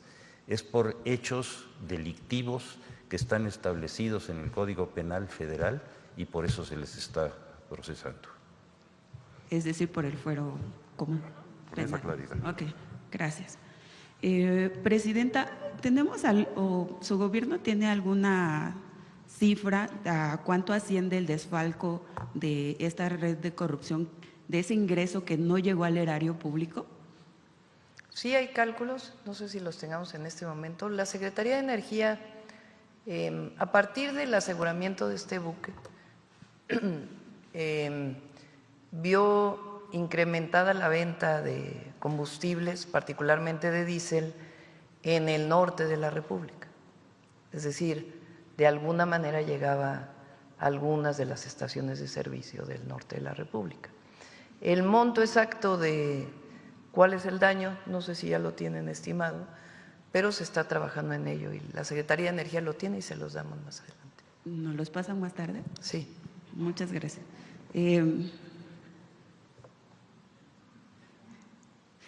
Por otra parte, Presidenta, usted la semana pasada le preguntábamos si tenían más información acerca de lo que había ocurrido con el subsecretario de Bienestar de Guerrero y nos adelantaba que sería cuando viniera el Gabinete de Seguridad que nos darían más detalles. ¿Podrían hacerlo ahora? Omar, ¿quieres comentar algo del homicidio del subsecretario de Bienestar del Estado de Guerrero? Estamos colaborando con la Fiscalía General del Estado de Guerrero en la búsqueda de los responsables y estamos participando en la investigación con ellos, pero principalmente lo lleva la Fiscalía de Guerrero. ¿Hay algún indicio de cuál habría sido el móvil? Nosotros no tenemos el móvil todavía y estamos trabajando con la Fiscalía. ¿Ningún grupo criminal asociado a esta? Por la zona, pues el grupo criminal serían los Ardillos, pero eso sería todavía especular hasta que no haya un dato preciso o una prueba que puedan señalar eso. ¿Se tiene conocimiento si tenía amenazas? No tenía amenazas hasta donde tenemos conocimiento y no tenía ninguna vinculación con ningún grupo delictivo hasta donde teníamos conocimiento también. Sin embargo, repito, es una investigación en curso con la Fiscalía del Estado de Guerrero que cuando tengamos más información, como siempre, lo daremos a conocer de manera completa. Muchas gracias. Presidenta, en otro tema, ayer el Congreso de Perú se adelantaba a que piden declarar la persona no grata por los dichos que usted ha expresado acerca del presidente, bueno, del destituido presidente Pedro Castillo, que usted le llama legítimo y ellos dicen que eso es una intromisión, una agresión a su país. No es una agresión. Recibí aquí al abogado del presidente Pedro Castillo, que desde nuestro punto de vista vivió un golpe de Estado y me solidaricé con él. Eso fue lo que hice. Es una política que viene desde el gobierno del presidente López Obrador, en este caso, como en el caso de Ecuador, de romper relaciones con el Ecuador por la invasión que tuvo nuestra embajada. Nosotros mantenemos el mismo criterio. Entonces, no importa. Nosotros vamos a mantener nuestra posición. Y finalmente, Presidenta, gracias. Y finalmente, en La Hoguera publicamos un texto donde se expone a través de una entrevista que le hacemos a una especialista que durante los gobiernos de la 4T se han incrementado los nombramientos políticos en plazas diplomáticas, Se sigue la ley. Todo está dentro de la ley, de la Constitución. No estamos violando ninguna ley, nada. Es en el marco de las normas de la Cancillería y las atribuciones de la Presidenta de la República. Y la gran mayoría de los embajadores vienen de carrera, la gran mayoría. Y hay algunos casos en donde estamos nombrando personas que consideramos idóneas para el puesto y que son aprobadas por el país primero y después por el Senado de la República. Esta persona que entrevistamos, este experto, advertía que esto podría significar un riesgo a la defensa de los connacionales en esos países si no son personas que vienen del servicio y al exterior. revés. O sea, primero están reconocidos en el marco de la ley de aquí y reconocidos allá. Segundo, hicimos un cambio muy importante en los consulados porque había muchos cónsules que pensaban que su trabajo era la parafernalia de la diplomacia. en un momento en donde nuestros connacionales los necesitaban. Nos reunimos, les pedimos que participaran activamente dentro del marco de la ley y del respeto a la política de Estados Unidos, pero en la defensa de las y los mexicanos allá. Y teníamos quejas y quejas y quejas. Todavía hay algunas, pero ya son menos. Entonces tomé la decisión de que fueran personas con sensibilidad, que fueran capacitadas y que tuvieran la sensibilidad con la gente. Les pedimos un día ciudadano, de tal manera que ellos mismos abrieran las puertas, atendieran de manera personal a las y los paisanos, y muchos pues no quisieron seguir esta orientación. Entonces, en el marco de la ley todo decidimos hacer estas sustituciones, pero no estamos violando ninguna ley y es para beneficio de las paisanas y los paisanos allá que están viviendo momentos difíciles. ¿Usted ha visto entonces un cambio Sí, teniendo a estos perfiles políticos? Medido. Tenemos indicadores que se revisan cada semana. Había indicadores antes, pero ahora hay una plataforma especial con los indicadores de cuánta gente se recibe. Hay personas de la agencia digital que van a los consulados a hablar con nuestros paisanos y paisanas que tienen acceso a los consulados, a preguntarles cómo los recibieron, si los están atendiendo bien. Y hay indicadores que nos están diciendo permanentemente cómo van mejorando los consulados en Estados Unidos. Gracias, Presidenta. Sí. A ver, ¿quién más? A ver, vamos acá y luego acá, que la compañera. Buenos días, Presidenta. Buenos días al Gabinete de Seguridad. Vicente Serrano, conductor de Sin Censura. Si me permite, dos temas precisamente sobre migración. Hay una deuda histórica con los braceros, Presidenta, y creo que no se ha logrado solucionar esta situación. Baldomero Capiz, que es uno de los líderes históricos, me lo comentaba hace unos días y me preguntaba si existía la posibilidad de una vez por todas ver si se les puede saldar esta deuda a los cada vez menos, porque están desafortunadamente muriendo braceros, Presidenta. Lo revisamos. Me han buscado en varios de los eventos que hemos tenido y se lo encargué a Relaciones Exteriores, a ver si Gobernación nos puede ayudar también, para ver cómo podemos ayudarles. Precisamente hace unos días en Relaciones Exteriores el canciller encabezó una conferencia, pero no se respondieron algunas de las preguntas que le he hecho aquí, Presidenta. ¿Cuántos casos se tienen documentados de abusos de derechos humanos para nuestros paisanos? Sobre todo después de esta redada que vimos en la empresa Hyundai, veíamos que las autoridades encadenaron a los detenidos. ¿Ya le informaron cuántos casos de abuso de derechos humanos existen? Y se lo pregunto porque continúa este clamor de que se haga algo contra el actuar de las autoridades de inmigración encapuchados. Ya veíamos casos también en Chicago y sigue esta tendencia de que son no identificables estos personajes. Presidenta, ¿qué le han informado? Se lo pregunté al canciller, pero creo que no ha quedado El procedimiento contundente. es el siguiente, porque hay que, digamos, seguir las reglas internacionales. Además de todas las notas diplomáticas que podemos hacer y lo que podemos expresar en las reuniones que se tienen, si hay una violación a derechos humanos, la persona que vivió, la víctima, es quien tiene que presentar la denuncia.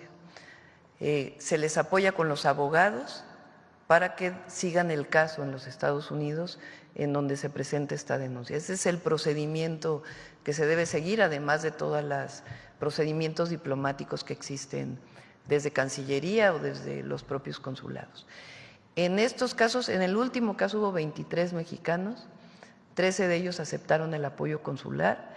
Si ellos toman la decisión de presentar una denuncia por violación de derechos humanos, se les apoya en todo lo que se necesita. Pero tiene que ser una decisión de ellos, de presentar la denuncia, y reciben todo el apoyo consular y de contratación de el bufete de abogados especializado en estos temas.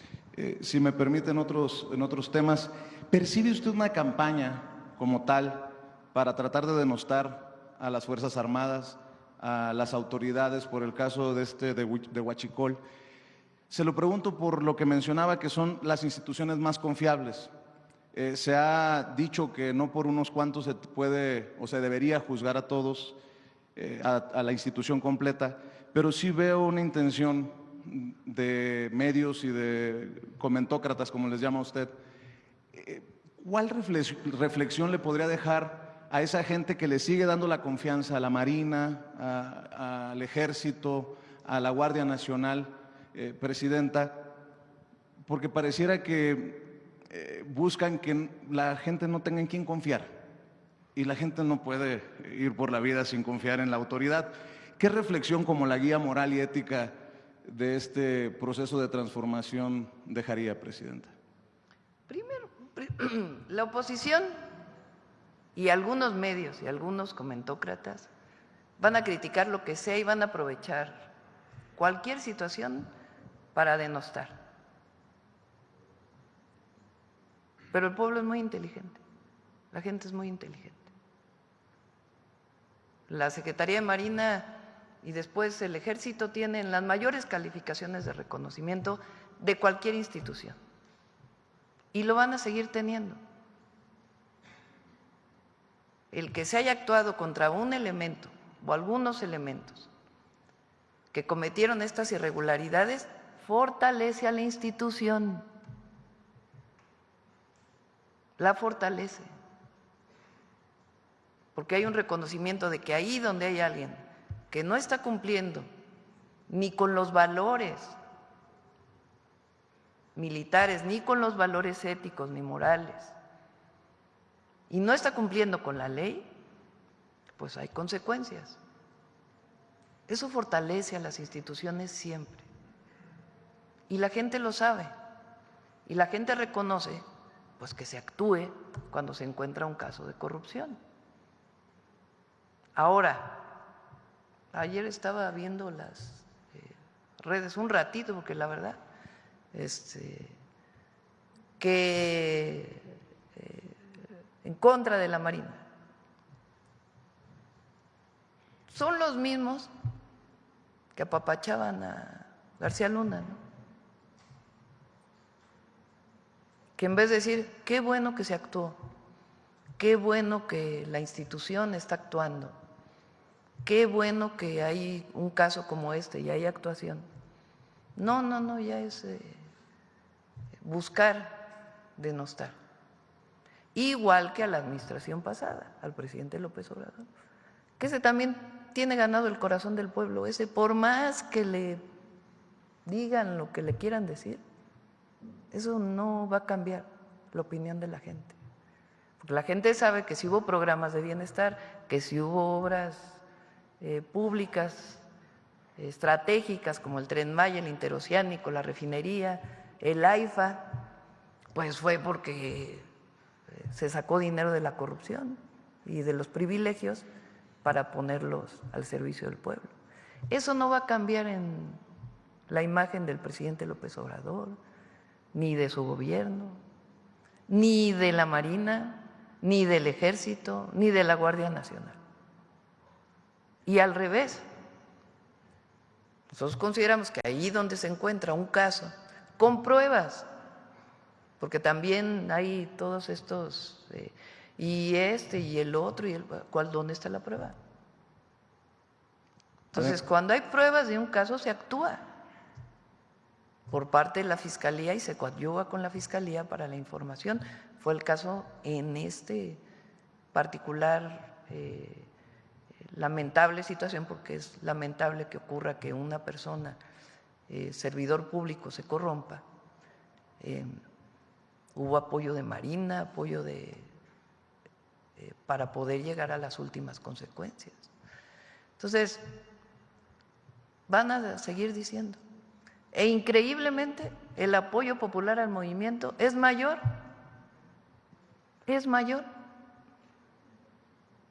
porque la gente es muy lista no se va con la finta ya de la comentocracia y los conductores que buscan denostar sin argumentos.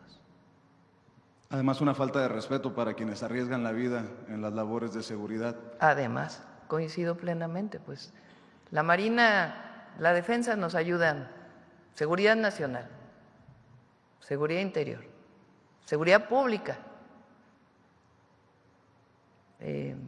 cuidado de la mar, más todas las actividades que tiene como guardia costera, digamos, la Marina.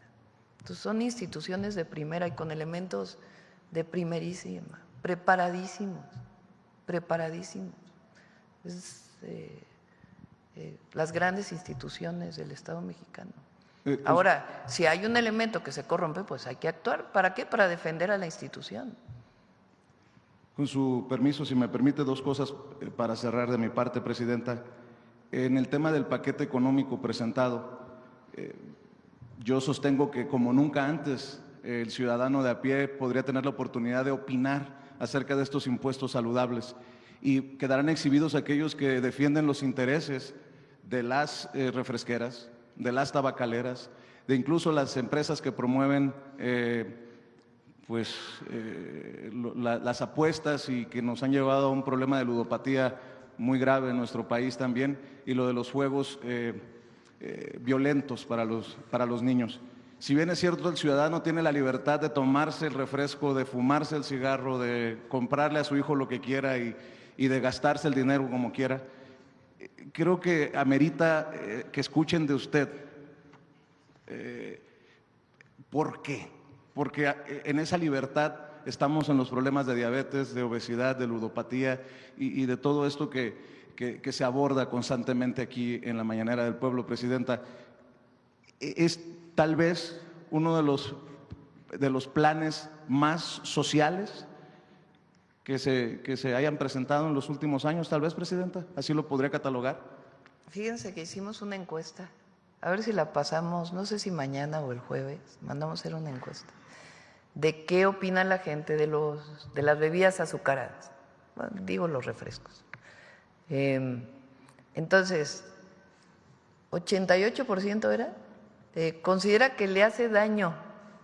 Entonces, ¿cada cuánto lo tomas? Diario, una vez a la semana. Una vez a la semana es cuando el mayor porcentaje.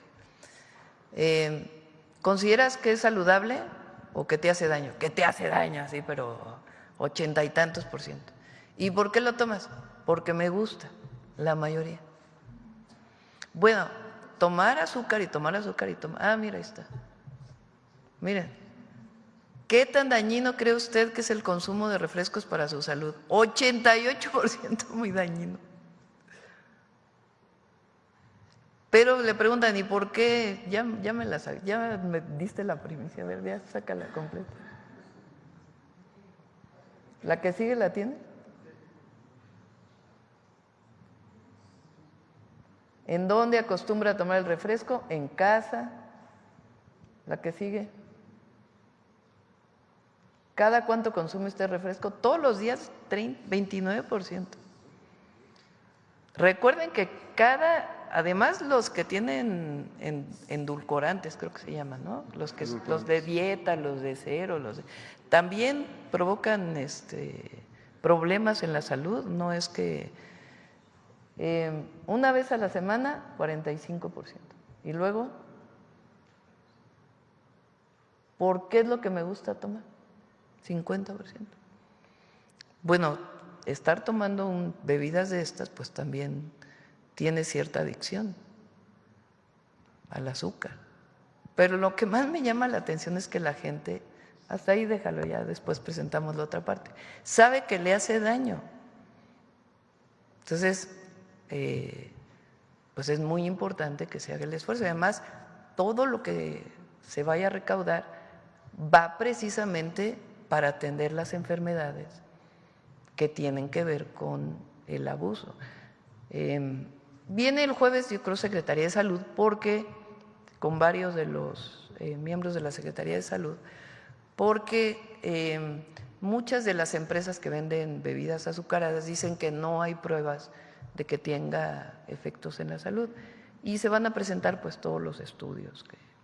Entonces es muy poco realmente, pero sí es una señal, una visión de decir, a ver, pues entre todos hay que cuidarnos, ¿no? Porque ayer me presentaban en la reunión de salud la cantidad de personas que tienen daños renales, que está muy asociado al uso excesivo del azúcar. Entonces, y todo lo que se tiene que hacer para poder tener salas de hemodinamia, en fin, todo lo que significa el daño renal. Lo importante que debe ser ampliar el trasplante de riñón, en fin, estamos trabajando en todo eso. Entonces, bueno, fue principalmente una decisión de Secretaría de Salud. Y si me permite, para el fiscal general de la República, Presidenta, la actualización del caso Israel Vallarta y este recurso que se presentó por su libertad, ¿en qué va, fiscal? Algunos de los que hemos seguido este caso puntualmente hemos considerado, con mucho respeto, fiscal, que hay una falta de voluntad para aceptar que se ha equivocado la autoridad con este recurso. Y yo le preguntaría, si no procede, si no llega a algo este amparo, ¿habrá una disculpa por parte de la Fiscalía a Israel Vallarta?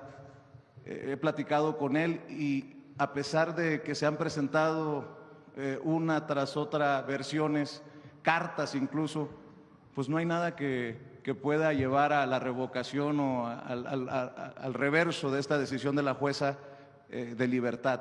¿Qué nos puede decir al respecto, fiscal? Mire, yo quisiera repetirle lo que ya he expresado con toda claridad. Nosotros tenemos la visión de que la persecución del delito y la defensa de las víctimas es fundamental en cualquier caso de carácter federal. En este asunto, y lo dije con mucha claridad y lo repito, nosotros tenemos la obligación de la defensa de las víctimas. En eso no es materia de un amparo, es materia de un recurso a la primera instancia. En ese recurso, la Fiscalía va a dar a conocer públicamente cuáles son los criterios en defensa de las víctimas. Si esos criterios se van a analizar por un nuevo sistema judicial al que le tenemos confianza, los resultados van a ser públicos y sobre ellos podemos hablar con mucho gusto. No me quiero adelantar porque sería tanto como hacer una defensa antes de que haya la posibilidad de que haya alguien que lo juzgue. Pero nosotros sí tenemos la convicción de que tenemos que hacer la defensa de las víctimas y lo hacemos siempre. Por eso una de las funciones fundamentales del Ministerio Público es ir a recurso en todos los casos, en todos, sin excepción, donde las víctimas quedan en estado de indefensión. Hablando de víctimas, se ha confirmado que Israel Vallarta fue torturado. Su torturador, Cárdenas Palomino, recibió solamente 5 años o algo así de sentencia por el delito de tortura o el crimen de tortura. ¿Podría expresarme su opinión todavía con el Poder Judicial anterior, antes de que llegaran esta renovación al Poder Judicial? Parecería que una locura que alguien se pase casi 20 años de prisión esperando ser sentenciado inocente o culpable y que el torturador sea solamente sentenciado a 5 años, fiscal. Usted está hablando de un tema que es fundamental y yo creo que no hay suficiente claridad en ese caso. El Ministerio Público, tanto federal como local, tienen funciones de autoridad en el momento en que integran sus carpetas. A partir del momento que las judicializan, no hay más que una sola autoridad, una, que es la autoridad judicial. Y si la autoridad judicial permitió que un asunto estuviera durante 20 años sin sentencia, a quienes deberíamos de llamar, y por eso lo estamos haciendo en este recurso, es a la autoridad judicial para ver por qué dilató lo que tenía que haberse hecho en 2 años durante 20. Y aparentemente no hay un criterio público en el sentido de exigirle a esa autoridad y a esa juez que explique por qué mantuvieron durante 20 años un estado en los acusados como el que usted está señalando tienen todo el derecho de haber sido sentenciados en un plazo máximo de 2 años. ¿Por qué no se habla de ese aspecto que es fundamental. Y eso es lo que vamos nosotros a demostrar en este recurso que vamos a presentar. Muchas gracias, fiscal. Gracias, Muchas gracias, presidenta. Sí, está bien. Buenos días a todos. Sandra Aguilar, de Grupo Informativo. Presidenta, sumaría al fortalecimiento de su gobierno el humanismo que encabeza usted en esta gira de estos 9 estados este pasado fin de semana. Es evidente que no solamente el humanismo se suma también el reconocimiento, el tema del huachicoleo ciertamente en Tamaulipas, pero también se suma el actuar de las autoridades. En ese sentido, y ante lo ocurrido en la zona sur de Tamaulipas y ante la coordinación, evidentemente con todas las instancias, ¿cuáles son las medidas nos pudieran compartir que van a implementar para que este tipo pues de sucesos o de hechos pues no se siga presentando? ¿A qué hecho te refieres? A lo del huachicoleo en los puertos. Bueno, pues es que se está, no solamente cuando se encuentra, pues se sigue la investigación, sino que se están poniendo muchísimas medidas de control. Les he platicado aquí que la nueva ley de Pemex relacionada con el cambio constitucional permite generar trazabilidad en la importación de combustible. Antes era muy complejo por cómo estaban las leyes. Recuerden que el presidente López Obrador quiso cambiar muchas leyes y la Corte se las echó para atrás. En este caso, con el cambio constitucional y en cambio a la ley, trabaja ya Secretaría de Energía, ya están por emitir, algunas ya se emitieron y otras están por emitirse. El objetivo es que cada litro de diésel o de gasolina que es importado, se sepa a qué pipa se subió, en dónde se almacenó, de quiénes son las pipas, quién es la empresa, que tenga una identidad la pipa para que si lo para alguna autoridad se pueda saber a qué empresa corresponde, cuándo llegó, cómo llegó a la aduana, a dónde se dirige, cuál es el almacenamiento donde se va a guardar y de ese almacenamiento a qué estación de servicio o a qué empresa se va a vender. Eso se llama trazabilidad. Eso no se podía hacer con las antiguas leyes, hoy sí. Y además, todo este problema de la apertura de la importación pues vino con la reforma del 2013. Entonces, ahora pues hay muchas más medidas de control que estamos implementando y la vigilancia en aduanas que se está haciendo mucho mayor. Nos ha compartido cada 15 días, cada mes, cómo avanza esta estrategia de seguridad y llama, por supuesto, mucho la atención el tema de los centros penitenciarios. De todas estas detenciones, ¿se tiene la capacidad para poder, pues no digo almacenar, pero para poder tener y en qué condiciones? Pues recordemos que el pasado mes de julio, pues bueno, en estas cárceles de aquí de México, pues se enfrentan, pues se habla de una sobrepoblación de al menos más de 26,000 internos en lo que es territorio mexicano. Hay que recordar, ejemplo, el suceso ocurrido en el Cerezo de Tuxpan, en donde fallecieran pues nueve reos a su interior, y bueno, se anunció también en ese momento el traslado a centros penitenciarios federales. En ese sentido, Presidenta, es saber si ya existe algún plan, existe sobrepoblación, que nos confirmen, ¿verdad? Sí o no, y saber si se implementará más apertura o hay atención en ese sentido para este tema. En el caso de los penales federales hay espacio. En el caso de lo que usted mencionó de la Ciudad de México, donde hay 26,000, recordemos que hace muchos años llegó a haber hasta 40,000 internos aquí en la Ciudad de México. Entonces sí hay espacio en varias entidades federativas, sí hay algunos estados que tienen más problema de sobrepoblación que otros, como Estado de México, que sí tiene un problema de sobrepoblación, que ya están trabajando en ello, y también nosotros muchas veces ayudamos a traslados a centros penitenciarios federales de delincuentes de alto impacto. ¿Y en qué condiciones se encuentran, secretario, los centros penitenciarios? ¿Están en buenas condiciones para pues, atender a la población que llega ahí? Del sistema penitenciario federal están en buenas condiciones y obviamente pues está trabajando para mejorar. Gracias, secretario. Finalmente, Presidenta. Recuerda que hay centros penitenciarios estatales y hay federales. Hay algunos centros penitenciarios estatales que requieren mucho más apoyo, incluso los gobernadores en algunos casos están haciendo obras importantes para mejorarlos y nosotros apoyamos ahí donde se puede.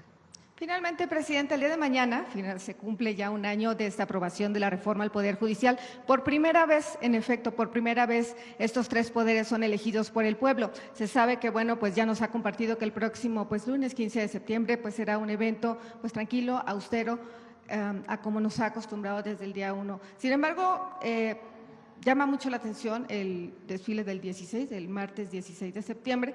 Es importante, ¿no?, que estén todos los poderes juntos en este sí, los vamos a invitar.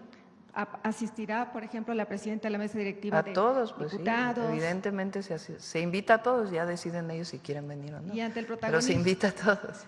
Y finalmente, ante el protagonismo tal vez de la nueva presidenta de la Cámara de Diputados, ¿habrá algún sesgo o alguna? Pues es un acto republicano, ¿no? Entonces, en el caso del grito, y además es una ceremonia austera, es principalmente el gabinete, y en el caso del 16 de septiembre sí ya hay más espacio, se invita a más personas, y ahí vamos a invitar a todos los poderes, y si quieren asistir, asistirán, y si no, pues no asistirán. Pues bueno, seguimos en la gira, solamente compartirle y agradecerle por parte de personas el 13 de septiembre también, el día de la conmemoración de los niños héroes, también se invita a todos los poderes. Tamaulipecos, el mensaje usted lo conoce y particularmente el caso que atendió a su salida del evento del Poliforum. Muchas gracias, presidente. Gracias. Vamos, vamos aquí a la compañera y después Nancy, y si nos da tiempo y si no, pues ya mañana.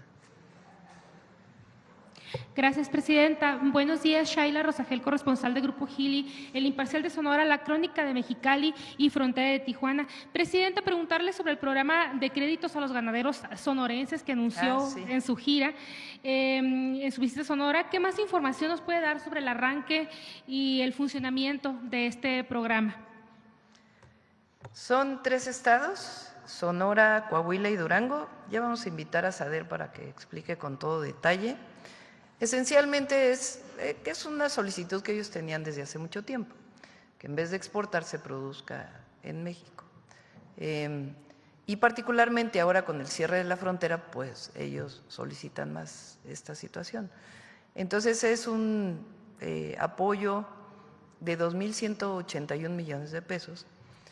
Una parte es apoyo, se llama fondo perdido, digamos, inversión directa del Gobierno de México, son alrededor de 600 millones, si mal no me acuerdo. Otra parte es de los estados, otra parte son créditos para engorda y otra parte ya para la construcción de los centros integrales de producción. ¿Cuándo arrancará ya el programa? Ya, queremos que la entrega de créditos empiece la próxima semana, en eso estamos. Perfecto.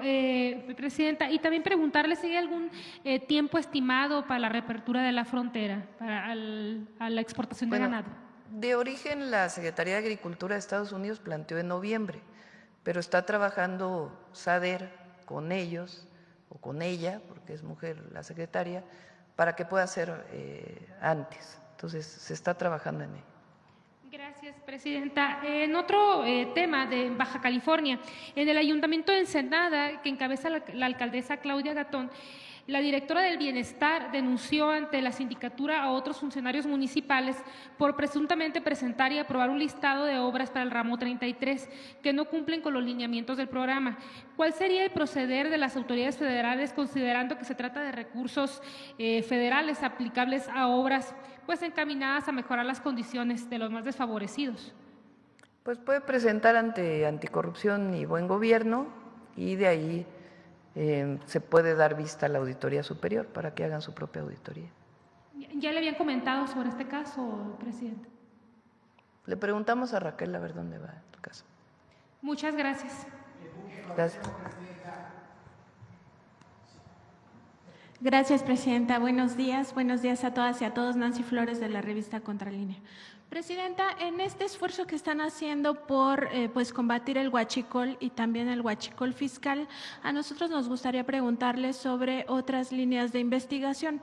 Esto porque a inicios de 2024, Contralínea publicó un oficio interno que envió el entonces secretario de la Defensa, Luis Crescencio Sandoval, al entonces titular del Centro Nacional de Inteligencia, Audomaro Martínez. En este oficio se le daba cuenta de una investigación que estaba llevando la Sedena en torno al Sistema Nacional de Aduanas.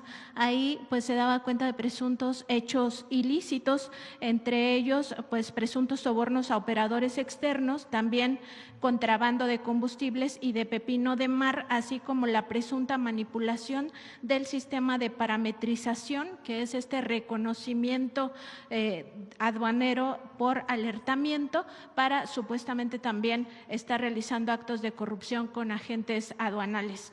Preguntarle si su gobierno tenía conocimiento de esta investigación interna que se llevó el sexenio pasado y también si se le está dando seguimiento. Omar, ¿quieres comentar algo sobre esta investigación? Es que son varias investigaciones, algunas que, como ya lo mencionó el señor fiscal, iniciaron en la administración anterior y otras que, digamos, investigaciones que se conjuntan con las carpetas de investigación. Este caso específico que nosotros trabajamos, a pesar de que ya había investigaciones en curso, se inician nuevas carpetas de investigación a partir de marzo de este buque y es en esta carpeta de investigación que la Fiscalía General de la República obtiene las órdenes de aprehensión. En el caso que usted refiere de investigaciones internas de aduanas, tendríamos que ver cuáles son y saber si son las mismas que se están llevando ahorita, pero si iniciaron en la administración anterior, pues son, por supuesto, carpetas de investigación que se siguen trabajando. ¿Y podrían informarlo? Sí, por supuesto que sí. Si me dice cuáles específicamente, con todo gusto lo informamos. Gracias. También, Presidenta, aprovechando que está aquí el Gabinete de Seguridad, preguntar si se ha hecho algún tipo de aseguramiento a cuentas bancarias, ranchos, también residencias y autos de lujo al Mayo Zambada. Esto después de que él ya se declaró pues culpable de encabezar el cártel de Sinaloa, saber cómo va ahí el tema. Siempre se documenta aquí los aseguramientos, pero no se dice a qué grupos pertenecen y particularmente a qué personas. Saber si al Mayo Zambada ya se le aseguraron bienes.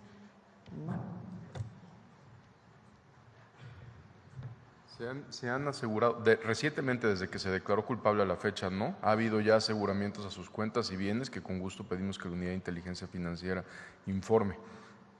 Gracias. También, Presidente, en Contralínea, pues nos dimos a la tarea de rastrear estas listas de los pensionados millonarios, tanto de Pemex como de Luz y Fuerza del Centro, ya las dimos a conocer. En el caso de Pemex, pues llama la atención que en estos pensionados millonarios pues estén algunos que cometieron o que presuntamente están vinculados a casos de corrupción como el caso Odebrecht, también la estafa maestra. Algunos otros fueron señalados en su momento de estar dando contratos de manera presuntamente irregular. Y en el caso de Luz y Fuerza del Centro llama la atención que estos más de 4,000 beneficiarios, pues la mayoría obtuvo estas millonadas a partir de 2009, que es cuando Felipe Calderón asesta el golpe contra Luz y Fuerza del Centro. Aquí pues no solo es el caso de una persona que gana 1 millón de pesos al mes, sino también de otras 33 que casi ganan 1 millón de pesos, o sea, les falta un peso porque ganan 999,000 pesos mensuales. En ese sentido, preguntarle, Presidenta, sobre esta actitud que tuvo Felipe Calderón en su gobierno, pues no solo de asestar este golpe empleando la fuerza pública, es decir, metiendo a las Fuerzas Armadas, en aquel caso la Policía Federal, para extinguir la empresa, la compañía de Luz y Fuerza del Centro. Lo hizo además en un fin de semana donde hubo un partido de la selección mexicana de fútbol y también al mismo tiempo premió pues a los trabajadores de confianza con estas pensiones millonarias, mientras a otros 44,000 los dejó pues prácticamente en la calle. El objetivo de era la privatización, nada más que ya no pudieron avanzar más hasta Peña, que ya entra el proceso de desintegración de Comisión Federal de Electricidad con los cambios a la ley, pero de una manera injusta, autoritaria, hace la liquidación de Luz y Fuerza del Centro y en efecto llama la atención cómo hay funcionarios de confianza que le seguimos pagando 1 millón de pesos al mes de pensión, al mes,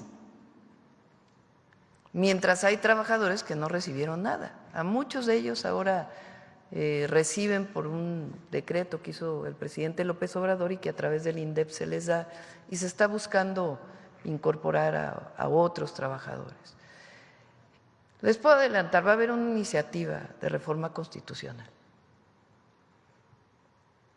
porque se están analizando todos los derechos laborales, digamos, para no afectar ningún derecho, para ello solamente con una reforma constitucional, pues que ponga un límite a este abuso.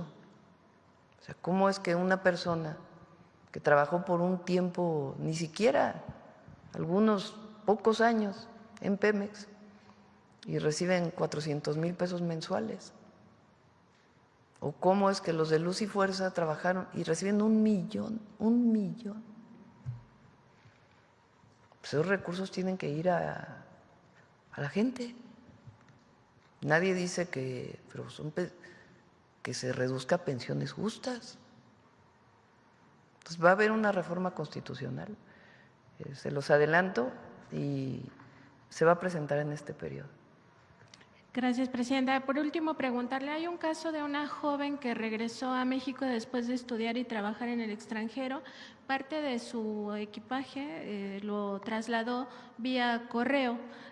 Ahí, cuando llegó este traslado a México, le indicaron que tenía que pagar un monto por aduanas de 800 pesos, le dieron un plazo, lo pagó en tiempo y forma, pero cuando llegó al Servicio Postal Mexicano, pues le indicaron que ya su paquete, que no es un contenedor, ni mucho menos, es una caja, que ya lo habían devuelto a Europa, sin embargo no le presentaron ninguna prueba, ella estuvo monitoreando, no ha llegado allá su paquete, ya tiene más de 2 meses este asunto, y ya no le contestan del Servicio Postal Mexicano porque para ellos ya dieron por terminado ese punto, nadie le responde nada, no le dieron ninguna prueba de que su paquete se regresó, además de que pues digamos que no se dio cumplimiento al plazo que le habían dado para pues pagar esto en aduanas.